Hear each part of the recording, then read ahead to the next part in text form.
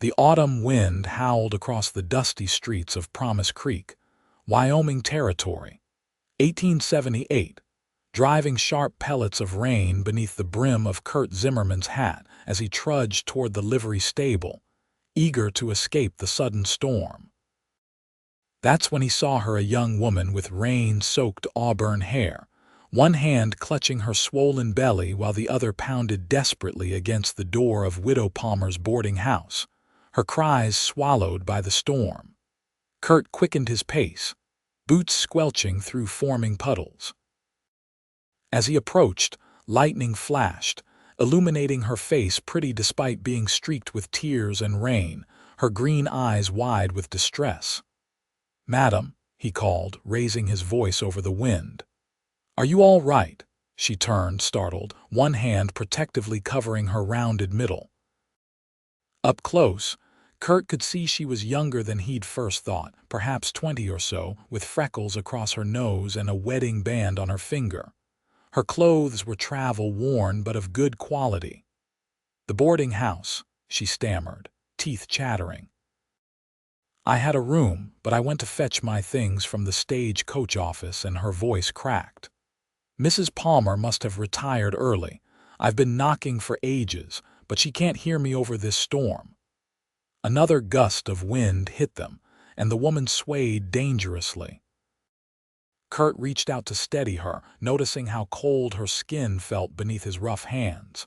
"You're freezing," he said, concern deepening his voice. "And in your condition." The woman blinked up at him, rain dripping from her lashes. Her lips had taken on a bluish tinge. "I'm Kurt Zimmerman," he said, removing his duster and draping it around her shoulders. "I've got a cabin just outside town. It ain't much, but it's dry and warm." He paused, then added gently, "You'll sleep warm tonight, madam, that's a promise." For a moment she hesitated, her gaze assessing him with a wariness that spoke of hard lessons learned. Then another shudder racked her frame, and she nodded once. "Tessa," she replied, her voice barely audible over the storm. "Tessa Morgan. I'm much obliged, Mr. Zimmerman." Kurt led her to the livery where his horse, a sturdy chestnut gelding named Copper, was stabled. The liveryman, old Josiah, raised his eyebrows at the sight of them but said nothing as Kurt settled his bill and helped Tessa onto Copper's back before swinging up behind her. The ride to Kurt's cabin took 20 minutes, during which time Tessa leaned back against his chest, too exhausted and cold to maintain her earlier caution. Kurt kept one arm securely around her, feeling each shiver that passed through her body. His cabin came into view, a simple one-room structure with a small front porch, nestled among pine trees. Smoke still rose from the chimney. He'd banked the fire before heading into town earlier. "Almost there," he murmured, feeling her tense as another shudder gripped her. Once at the cabin, Kurt dismounted first, then carefully helped Tessa down. He settled her by the fire while he quickly took care of Copper, returning to find her staring into the flames, both hands cradling her belly. "How far along are you, if you don't mind my asking?" Kurt inquired, moving to put coffee on the stove. 7 months, she replied, her voice soft. "The doctor in Denver said early February, likely." Kurt nodded, busying himself with preparing a simple supper of beans, bacon, and biscuits left from breakfast. "Your husband coming to meet you?" he asked casually, though something in his gut told him otherwise. Tessa's silence confirmed his suspicion. When he turned to look at her, the firelight caught the tears she was fighting to hold back. "He's not coming," she finally said. "Thomas, my husband, died 3 weeks ago." "Mining accident outside Central City." Kurt set down the coffee pot. "I'm mighty sorry to hear that, Mrs. Morgan." "So was I," she said with a sad smile. "Especially when his parents made it clear I wasn't welcome to stay. They never approved of me, said Thomas married beneath him." She stroked her belly. "They offered to take the baby when it comes, but not me." "So you came to Promise Creek?" Tessa nodded. "I have an aunt, my mother's sister, who lives here, At least, she did 10 years ago when Mother last heard from her. Eleanor Whitfield, do you know her? Kurt frowned, trying to place the name. Can't say I do, but Promise Creek's grown some these past few years with the railway spur line coming through. She might be here still. Hope flickered across Tessa's face, quickly replaced by exhaustion as she fought back a yawn. You need rest, Kurt said firmly, moving to the single bed in the corner. He stripped off the quilt and top blanket. You take the bed, I'll bunk down by the fire. Mr. Zimmerman, I couldn't possibly— Kurt, he corrected gently. And yes, you can. Doctor would have my hide if I let an expectant mother sleep on the floor. Besides, he added with a lopsided smile, I've slept rougher places than my own cabin floor. Gratitude softened her features. Thank you, Kurt, truly. After they'd eaten, Kurt turned his back while Tessa changed into a dry nightgown from her small travel bag. When she was settled in the bed, he banked the fire for the night and made his own bed on the floor nearby, using his saddle as a pillow. Good night, Mrs. Morgan, he said softly. Tessa, came the quiet reply. Please call me Tessa. Morning broke clear and cold, sunlight streaming through the cabin's single window. Kurt woke to find Tessa already up, her hair neatly braided, attempting to cook breakfast at his small stove. You needn't have done that, he said, rising stiffly from his makeshift bed. Tessa gave him a small smile. It's the least I could do after your kindness. She gestured to the table where she'd set 2 plates. I hope you don't mind, but I found some dried apples and made a sort of porridge. They ate together in companionable silence, the only sounds the occasional crackle of the fire and the distant call of a hawk outside. Kurt found himself studying her when she wasn't looking the graceful way she moved, despite her condition, the determined set of her jaw that spoke of inner strength. I'll take you back to town after breakfast, he offered. We'll see about finding your aunt, and I'll have a word with Mrs. Palmer about your room. Tessa's expression clouded. I'm not sure I can afford to stay there long. The journey cost more than I expected, and Thomas's parents were less than generous. Kurt considered this. How are you with children? I taught school for 2 years before I married, she replied, surprise evident in her voice. Why do you ask? Promise Creek's growing fast. Last year they built a proper schoolhouse, but they're still looking for a teacher. Current one's the minister's wife, and she's got her hands full with church duties. Hope brightened Tessa's eyes. Do you really think they'd hire me? In my condition, Kurt shrugged. Folks here are practical. They need a teacher more than they need to gossip, though there'll be some of that too, I reckon. He hesitated, then added, I serve on the town council. I could put in a word. That would be wonderful, Tessa said softly. I hadn't dared hope for such an opportunity. An hour later they rode into Promise Creek, the town already bustling despite the early hour. Kurt helped Tessa down from Copper in front of the boarding house, aware of curious glances from passers-by. Mrs. Palmer herself opened the door, her expression shifting from concern to suspicion as she took in Tessa's condition and her arrival with Kurt. Mrs. Morgan had a room reserved, Kurt explained, his tone brooking no argument. She got caught in the storm last night when you'd already locked up. The widow's lips pursed. I have rules, Mr. Zimmerman, respectable rules. And Mrs. Morgan is a respectable widow, Kurt replied firmly. Her husband died recently in a mining accident.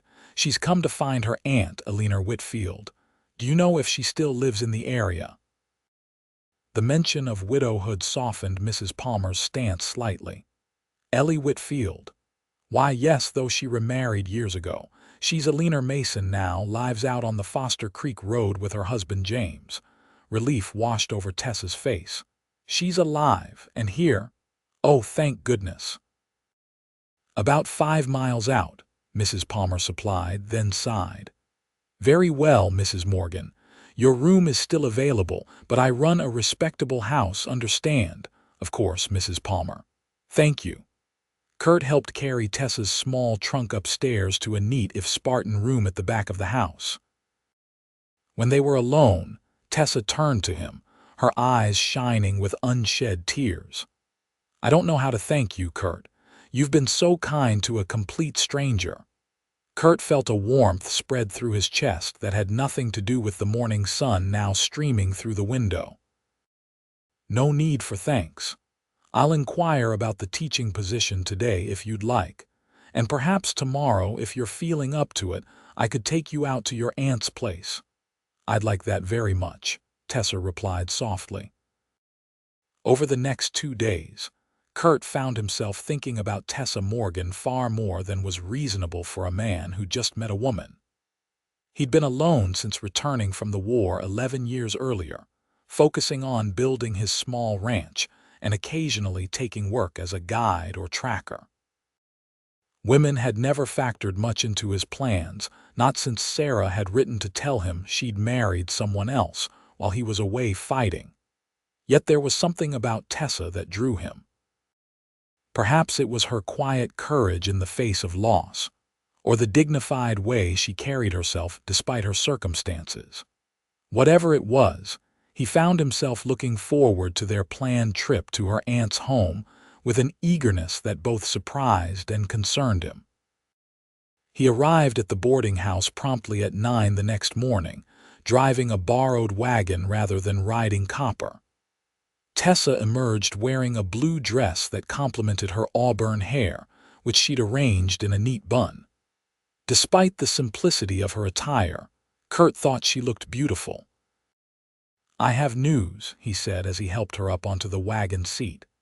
The school board's interested in meeting you. They're gathering this afternoon at 4 at the schoolhouse. Tessa's eyes widened. So soon? But I'm not prepared, just be yourself, Kurt assured her. They're desperate enough that, unless you plan to teach the children to rob banks, you'll likely get the position. That earned him a laugh, a musical sound that made his heart skip. I assure you, bank robbery is not part of my curriculum, she replied with a smile. The drive to the Mason farm took just under an hour, during which Tessa told Kurt more about her life. She'd grown up in St. Louis, the daughter of a bookkeeper. She'd met Thomas Morgan, the son of a successful mine owner, when he came east for university. They'd married against his parents' wishes and moved to Colorado, where Thomas worked in one of his father's mines. We were happy, she said softly, despite his parents' disapproval. When I wrote to tell them about the baby, I thought perhaps they might soften. Instead, they blamed me, said I trapped their son. She sighed. After he died, they made it clear I wasn't welcome in their home, though they'd graciously take my child to raise properly. Kurt's hands tightened on the reins. Some folks have a peculiar definition of proper, he muttered. Indeed. Tessa turned to look at him. What about you, Kurt? You mentioned the war. Kurt nodded, his gaze fixed on the road ahead. Joined up in '63 when I was 18, fought for the Union. Came back in '67 after serving in the Western Territories during the peacekeeping efforts. He paused. Didn't have much to come back to. Parents died of fever while I was away. Had an understanding with a girl named Sarah, but she'd married a dry goods merchant by the time I returned. I'm sorry, Tessa said quietly. Kurt shrugged. It was a long time ago. Worked as a scout for the army for a spell, then as a ranch hand. Saved enough to buy my own place 5 years back. It's small, but it's mine. You never married, never found the right woman, he replied simply. Or maybe never let myself look too hard. Their conversation was interrupted as they crested a small rise, and the Mason farm came into view, a tidy homestead with a whitewashed farmhouse, a large barn and several outbuildings. Fields of wheat stretched behind it, golden in the autumn sun. As they pulled into the yard, a woman emerged from the house, shading her eyes against the sun. She appeared to be in her early 50s, her once auburn hair now liberally streaked with gray, but her face bore a strong resemblance to Tessa's. "Can I help you?" she called as Kurt brought the wagon to a halt. Tessa's hands trembled as Kurt helped her down. She took a step forward. "Aunt Eleanor, it's Tessa, Catherine's daughter." Eleanor Mason's hand flew to her mouth. For a moment she stood frozen, then rushed forward to embrace her niece, only to stop short when she noticed Tessa's condition. "Tessa, good heavens, look at you, you're with child." Tessa nodded, tears welling in her eyes. "My husband, Thomas, he died last month. I didn't know where else to go." Eleanor's face softened and she pulled Tessa into a gentle embrace. "Oh, my dear girl, of course you came here, of course." She looked over Tessa's shoulder at Kurt. "And you are?" "Kurt Zimmerman, madam. I was just helping Mrs. Morgan find her way to you." "Mr. Zimmerman has been very kind," Tessa explained, stepping back and wiping her eyes. "I arrived during the storm 2 nights ago, and he offered me shelter when I was locked out of the boarding house." Something knowing flickered in Eleanor's eyes, but she merely nodded. "Then we owe you our thanks, Mr. Zimmerman. Won't you come inside? James is out in the fields, but he'll be back for dinner. I insist you stay." The Mason home was warm and inviting, filled with simple but well-made furniture and colorful quilts. Eleanor bustled about preparing coffee while Tessa explained her situation in more detail. By the time James Mason returned, a robust man with a weathered face and kind eyes, plans had already been made. "You'll stay with us, of course," Eleanor insisted. "We have plenty of room, and I won't hear of you being alone when your time comes." "I couldn't impose," Tessa began. "Nonsense," James interrupted. "We have 3 grown children, all moved away. This house is too quiet these days. You'd be doing us a favor." Tessa's eyes filled with tears again. "I don't know what to say. Thank you both." "There's the matter of the teaching position," Kurt interjected. "The school board is meeting, Tessa, this afternoon." Eleanor beamed. "A teacher, how wonderful. We've needed one badly since Mrs. Taylor announced she couldn't continue." "If they'll have me," Tessa said. "They'd be fools not to," James declared. "Though I suppose you'd need to live in town during the week, at least until the baby comes." "We can sort all that out," Eleanor said firmly. "For now, let's eat. You look like you could use a good meal, both of you." Over dinner, Kurt observed the easy way Tessa blossomed in her aunt's presence. The tension she'd carried since he'd met her seemed to ease, and her laugh came more readily. He found himself captivated by the animation in her face as she shared stories of her mother, Eleanor's sister, and their childhood. All too soon, it was time to leave for the school board meeting. As Kurt helped Tessa back into the wagon, Eleanor pulled him aside. "Thank you for looking after her," she said quietly. "She's had a difficult time, I can tell." Kurt nodded. "She's stronger than she knows." Eleanor studied him for a moment. "Yes, I believe she is. And you, Mr. Zimmerman, what are your intentions toward my niece?" Kurt felt heat rise in his face. "Madam, I may be getting older, Mr. Zimmerman, but I'm not blind. I see the way you look at her." "I've only just met her," Kurt protested. "She's recently widowed and expecting a child." Eleanor's gaze softened. "Yes, and she needs time to heal. But when she does," she patted his arm, "just know that James and I would not object to a man of your character calling on her when the time is right." Kurt didn't know how to respond to that, so he simply tipped his hat and climbed onto the wagon. The school board meeting went exactly as Kurt had predicted. The 5 members, including the mayor, the minister, and 3 prominent citizens, were indeed desperate enough that they hired Tessa on the spot, contingent only on her taking a brief examination to prove her educational qualifications, which she passed with flying colors. "You can start Monday," Mayor Thornton declared. "The children have been running wild for 2 weeks now. Mrs. Taylor will show you the curriculum tomorrow." "What about her condition?" Mrs. Prescott, the minister's wife, asked delicately. Tessa straightened her shoulders. "I can teach until January, I believe. By then, I hope to have arranged for someone to cover the few weeks I'll need to recover." "My niece can assist," offered Mr. Henderson, the town's banker. "She's just graduated from the ladies' seminary in Denver. Been driving her parents crazy with nothing to do." And just like that, it was settled. Tessa would begin teaching immediately, staying at the boarding house during the week and with her aunt and uncle on weekends until closer to her confinement. As Kurt drove her back to the boarding house in the gathering dusk, Tessa's excitement was palpable. "I can't believe how perfectly everything has worked out," she marveled. "2 days ago, I arrived here alone and frightened, with no idea what would become of me and my baby.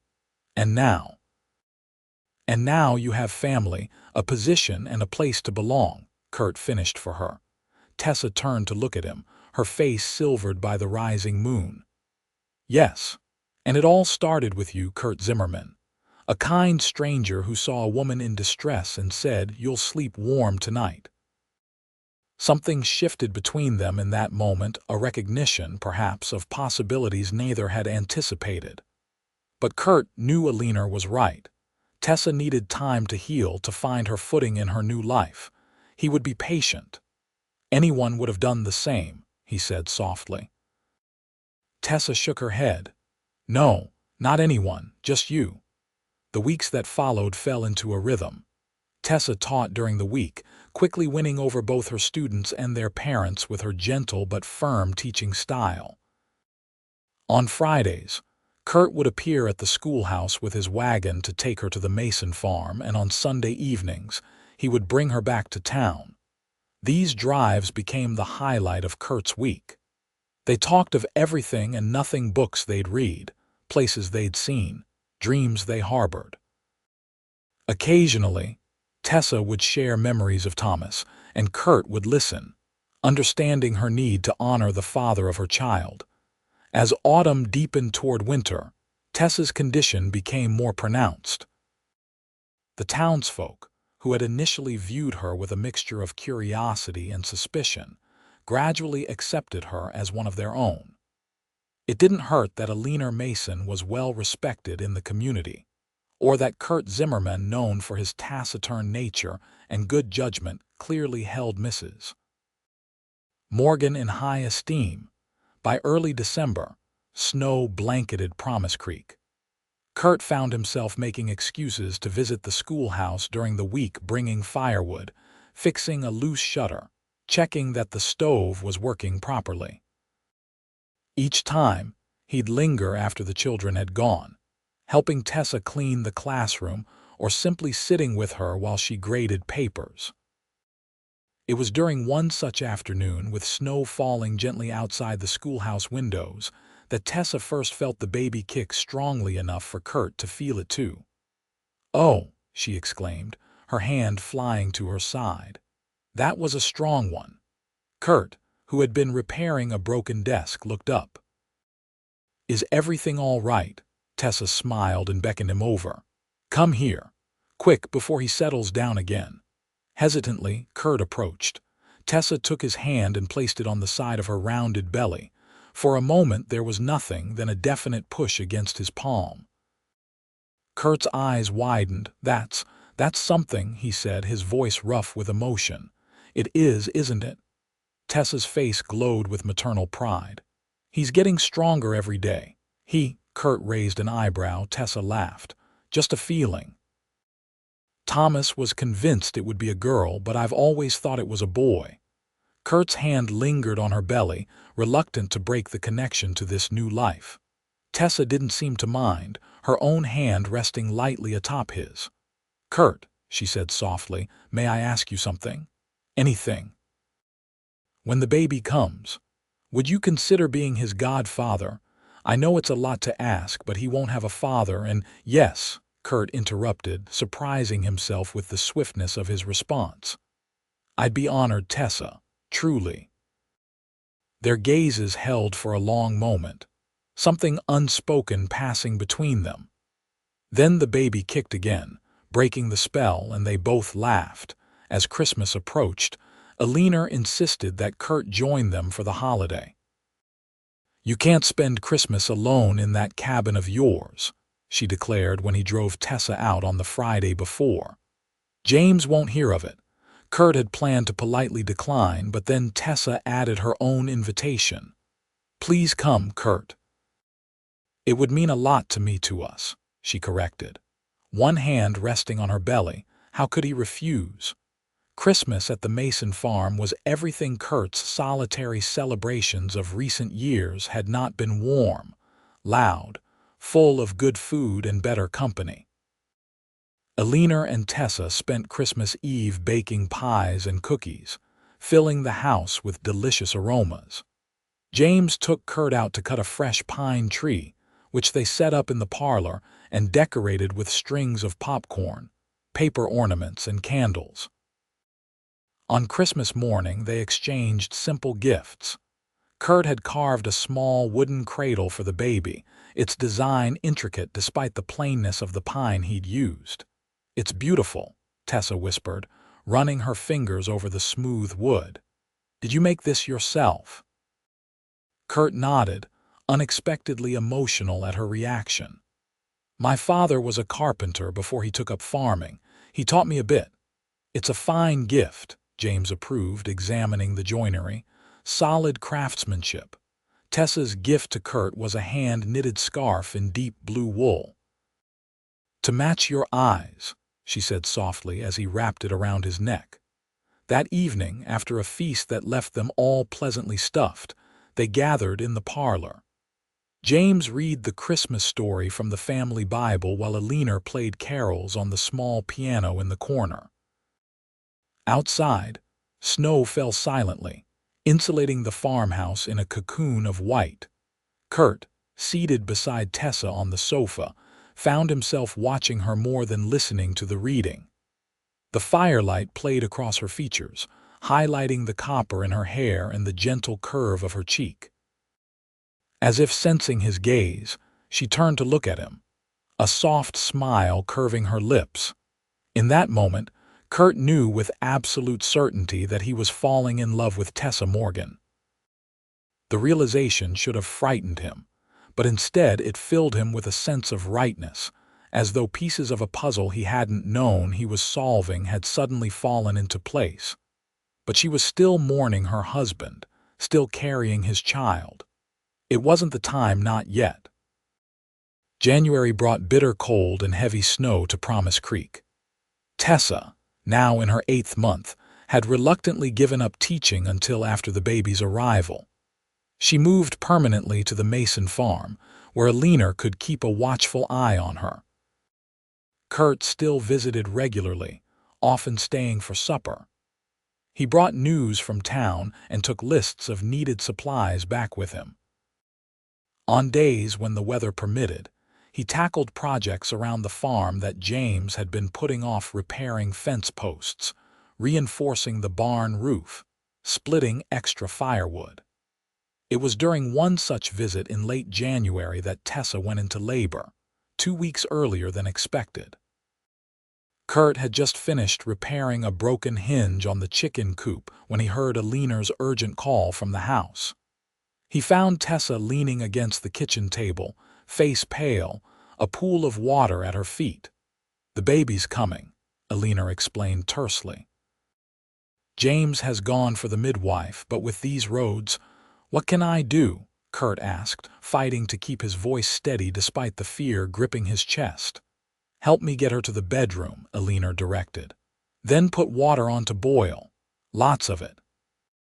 The hours that followed were among the most harrowing of Kurt's life, worse in some ways than his time in battle. He paced the farmhouse, wincing at each cry of pain from the bedroom where Alina attended Tessa. James returned with the midwife, Mrs. Holloway, just as the sun was setting, the journey having taken 3 times longer than normal due to the snow-choked roads. "You men wait out here," Mrs. Holloway ordered, bustling into the bedroom with her bag of supplies.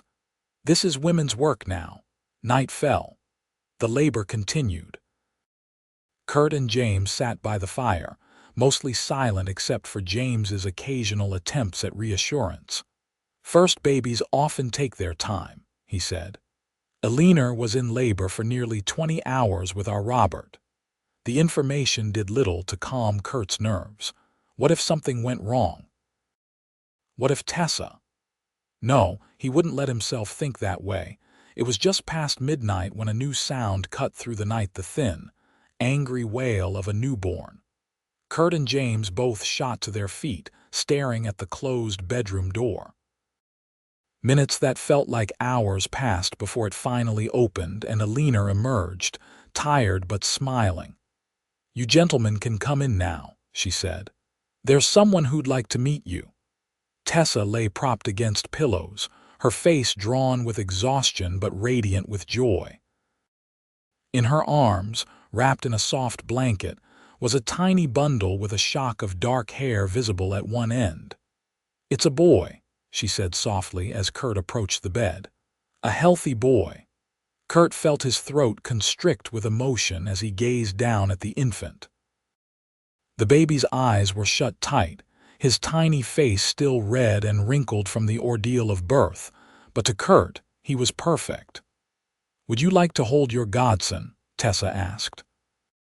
With trembling hands, Kurt accepted the swaddled infant, amazed at how light he was despite the tremendous impact of his existence. The baby squirmed slightly, then settled against Kurt's chest. "What will you name him?" James asked from where he stood with his arm around Eleanor. Tessa's eyes met Kurt's over the baby's head. "Thomas, after his father," she said. "Thomas Kurt Morgan." Kurt's heart swelled at the unexpected honor. "It's a fine name," he managed to say past the lump in his throat. "A fine name for a fine boy." As winter gave way to spring, Kurt found himself spending more and more time at the Mason farm. He was there for little Thomas's christening in February, standing proudly as godfather beside Tessa at the altar of Promise Creek's small church. He was there for the baby's first smile, his first attempts to roll over, the first time he slept through the night, an achievement that left Tessa so well rested she practically glowed the next morning. With each visit, Kurt fell more deeply in love not only with Tessa, but with her son as well. He began to imagine a future that included them both, to hope that perhaps Tessa might one day feel for him what he felt for her. There were signs that she might. The way her face lit up when he arrived, the lingering touches when their hands met passing the baby back and forth. The long conversations that stretched into the evening, neither seeming eager to end them. Eleanor observed it all with knowing eyes but said nothing, though occasionally Kurt would catch her exchanging glances with James, silent communications born of decades together. It was on a mild evening in April, with the first wildflowers beginning to dot the prairie, that Kurt finally found his courage. He and Tessa had walked out to the small pond on the Mason property, Thomas sleeping peacefully in Tessa's arms. They sat on a fallen log, watching the sunset paint the sky in shades of pink and gold. "I've been thinking," Kurt said after a comfortable silence. "My cabin's too small." Tessa glanced at him, puzzled by the abrupt statement. "Too small," Kurt nodded, his eyes on the horizon. "Been thinking of building something bigger, a proper house. 2 bedrooms to start, maybe add on later if needed. A good-sized kitchen, maybe even a piano someday." "That sounds lovely," Tessa said softly. "Why the change?" Kurt turned to face her, gathering his courage. "Because a man shouldn't ask a woman and her child to live in a one-room cabin. It wouldn't be right." Tessa's breath caught, her eyes widening as his meaning became clear. "Kurt, I love you, Tessa," he said simply. "I think I have since that first night when you trusted a stranger enough to accept shelter from the storm. I love Thomas too, as if he were my own." He took her free hand in his. I know it might be too soon. I know you may never feel for me what I feel for you. But if there's any chance, any at all, that you might someday consider making a life with me, I'd build you that house. I'd work every day to be worthy of you both." Tears welled in Tessa's eyes, spilling down her cheeks. For a horrible moment, Kurt thought he'd misread everything, that she was trying to find a way to let him down gently. Then she smiled through her tears. "Oh, Kurt, I've been hoping you'd ask, praying even." "You have," Tessa nodded. "I love Thomas, truly I did. But what I feel for you is different, deeper somehow. You came into my life when I was at my lowest point, and you've been my strength ever since." She glanced down at her sleeping son. "Thomas will never know his father, but he could have no better man to raise him than you." Kurt's heart soared. Carefully, mindful of the baby between them, he leaned forward and kissed her their first kiss, soft and sweet and full of promise. "Is that a yes?" he asked when they parted, needing to hear the words. Tessa laughed, the sound like music. "Yes, Kurt Zimmerman. Yes, I will marry you. Yes, we will build that house together. Yes to everything." They were married in June when the prairie was ablaze with wildflowers. The entire town of Promise Creek turned out for the ceremony, held in the same church where Thomas had been christened. Eleanor wept openly as she watched her niece, radiant in a gown of ivory silk, pledge her love to the man who had once offered her shelter from a storm. Thomas, now 5 months old and growing faster than seemed possible, wore a tiny suit that matched Kurt's and gurgled happily throughout the proceedings, reaching for Kurt's beard when it came time for the couple to kiss. The reception was held at the Mason farm, with tables set up under the trees and lanterns hanging from the branches. There was dancing and feasting and so much joy that Kurt sometimes had to step away just to catch his breath, overwhelmed by his good fortune.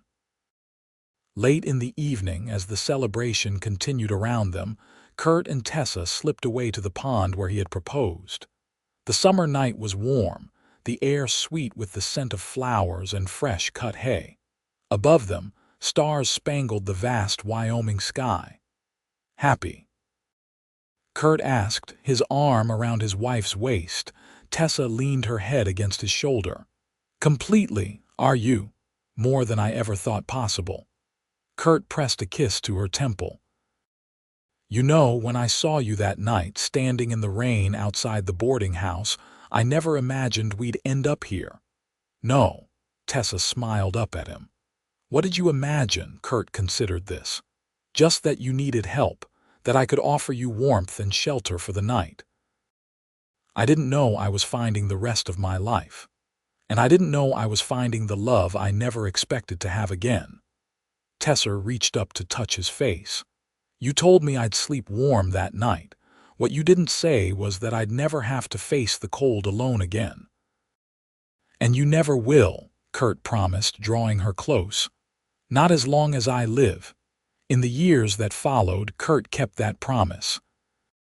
The house he built for his family stood on a rise overlooking Promise Creek, large enough to accommodate not only Thomas, but the 3 additional children who joined their family, twin girls born 18 months after their wedding, and another son 2 years later.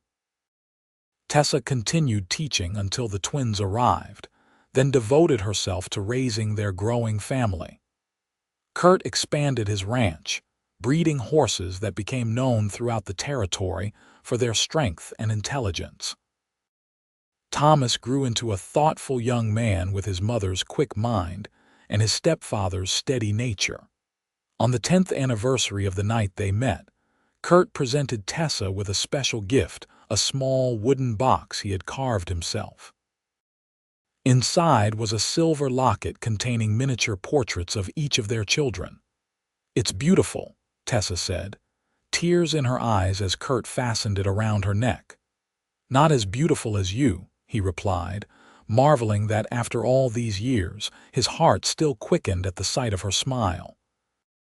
Later that night, As they sat on the porch of their home watching the sun set over the distant mountains, Tessa leaned against her husband's shoulder.